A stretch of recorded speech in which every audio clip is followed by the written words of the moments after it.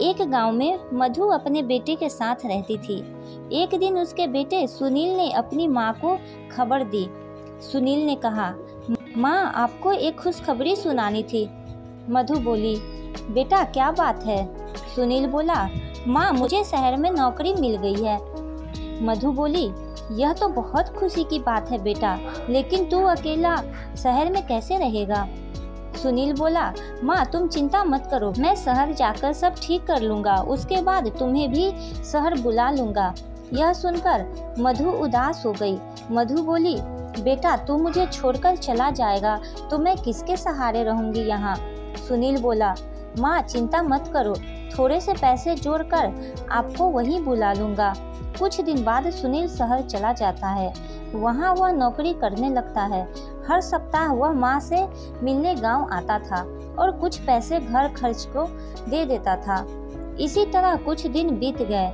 एक दिन मधु के घर एक पति पत्नी आए। पति बोला, बहन जी, हमने आपके लड़के को देखा है, हम अपनी बेटी आशा की शादी उससे करना चाहते हैं। पत्नी बोली, बहन, हमारी बेटी बहुत सुंदर है और हम आपको बहुत सारा दहेज देंगे, हमारे पास बहुत पैसा है। मधु बोली, बहन जी, पैसे और दहेज की बात न कीजिए, हम दहेज नहीं लेंगे और आप इतने पैसे वाले हैं, लेकिन हम तो बहुत गरीब हैं, हमारी आपकी कैसे निभा पाएगी?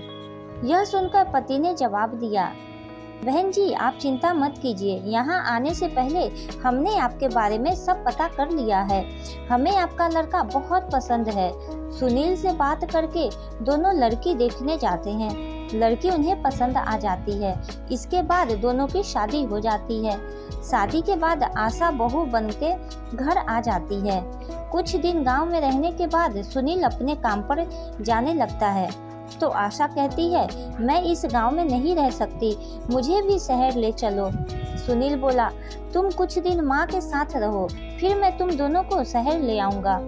आशा बोली, मैं इस गरीबी में नहीं रह सकती, पता नहीं पापा ने क्या देखकर मेरी शादी यहाँ कर दी, या तो मुझे शहर ले चलो या फिर मैं अपने पापा के घर जा रही हूँ। मधु बोली, बेटा तू बहू को लेकर चला जा, मेरी चिंता मत कर। सुनील बोला, नहीं माँ, ऐसा करते हैं, हम सब साथ में शहर चलते हैं। तीनों शहर में रहने लगते हैं। आशा का व्यवहार धीरे धीरे बदलने लगता है। वह हर समय सास से छुटकारा पाने के बारे में सोचती थी। एक दिन मधु सुनील से बात कर रही थी, तभी वहाँ आशा आ जाती है। आशा कहती है, हाँ माँ जी, आप भड़का लीजिए उन्हें मेरे खिलाफ।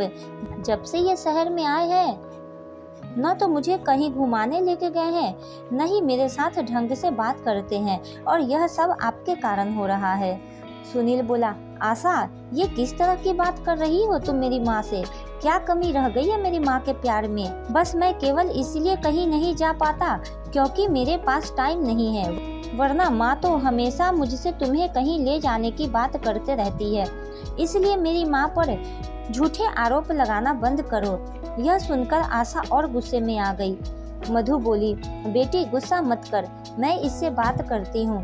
सुनील, तू आज ही बहू को कहीं घुमाने ले जा और जो वो कहे उसकी हर बात मानना। आशा बोली, रहने दीजिए माँ जी, आप ही इन्हें भड़काती हैं और आप मेरे सामने भली बनने का नाटक कर रही हैं। मुझे अब कहीं नहीं जाना, और जाना भी होगा तो आपसे पूछने की जरूरत नहीं है। यह कहकर वह कमरे में चली जाती है। उसकी इस बात से मधु बहुत दुखी होती है। उसके अरमानों पर पानी फिर जाता है। इधर सुनील भी बहुत दुखी होता है। अगले दिन से आशा ने दोनों के लिए खाना बनाना बंद कर दिया और सुनील के जाने के बाद अपने पिता के घर चली जाती। घर का सारा काम मधु करती और जब सुनील के आने का समय हो जाता तो उससे 1 घंटे पहले आशा घर आ जाती थी। इस बात का सुनील को जरा भी पता नहीं था। एक दिन आशा अपने साथ एक आदमी को लेकर घर आई। आशा बोली, माँ जी, ये प्रकाश जी हैं, ये बुजुर्गों को तीर्थ यात्रा पर ले जाते हैं। 1 महीने की यात्रा है जिससे सारे तीर्थ कराते हैं, वो भी बहुत कम खर्च में। मैंने पैसा जमा कर दिया है, आप शाम को ही इनके साथ चली जाना। मधु बोली, लेकिन बेटी एक बार सुनील से तो पूछ लेने दो। आशा बोली, नहीं माँ जी, वो आपको जाने नहीं देंगे और ऐसा मौका आपको दोबारा नहीं मिलेगा। मधु आशा की बातों में आकर शाम को उस आदमी के साथ चली जाती है। शाम को जब सुनील आता है तो वह माँ को न पाकर पूछता है। तब आशा कहती है, माँ जी तो तीर्थ यात्रा पर चली गई। उनके गांव से एक आदमी आया था, वो उन्हें अपने साथ ले गया। सुनील बहुत परेशान हो गया। वह कुछ दिन माँ का इंतजार करता रहा, लेकिन माँ नहीं आई। उसके बाद वह गांव गया माँ के बारे में पता करने, लेकिन माँ का कहीं भी पता नहीं चला। आशा बहुत खुश रहने लगी। उसके रास्ते का कांटा हमेशा के लिए निकल गया था। इधर वह आदमी मधु को बहुत दूर ले जाकर एक रेलवे स्टेशन पर बैठाकर चला जाता है। मधु को कुछ पता नहीं होता।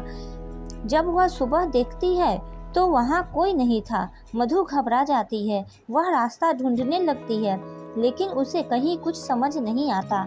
इधर सुनील अपनी माँ के लिए बहुत परेशान रहने लगा। वह बीमार पड़ गया।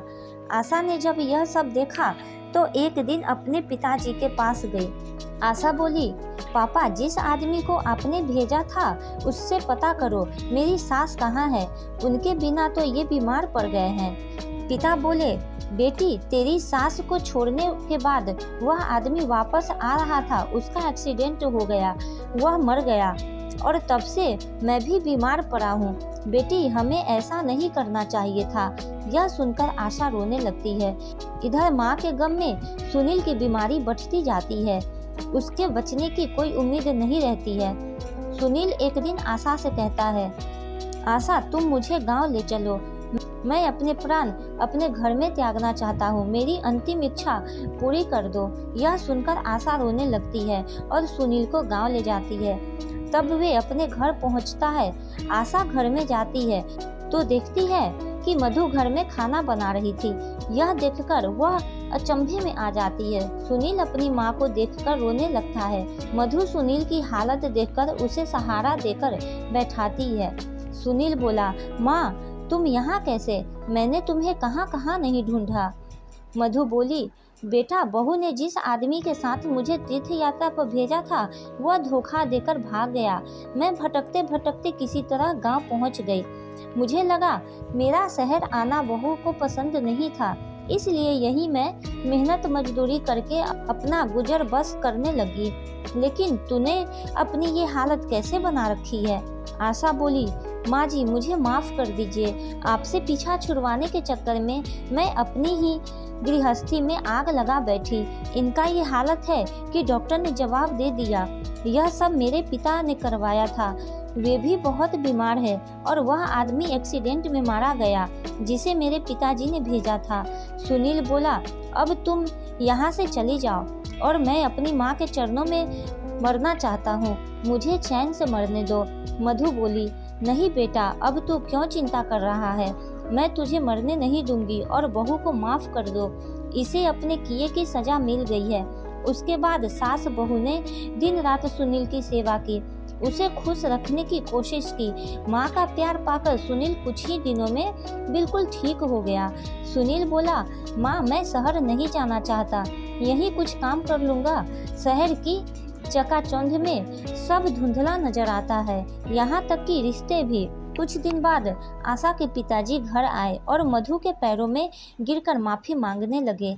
आशा के पिताजी बोले, बहन जी, मैं अपनी बेटी को सुखी देखना चाहता था, लेकिन ये भूल गया एक माँ को उसके बेटे से अलग कर जो अपराध कर रहा हूँ, उससे मेरी बेटी का संसार कभी सुखी नहीं रह सकता।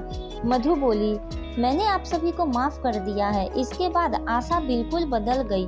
वह अपनी सास की सेवा करने लगी। सुनील उसके व्यवहार से बहुत खुश रहने लगा और सारे मिलकर खुशी खुशी से परिवार में रहने लगे।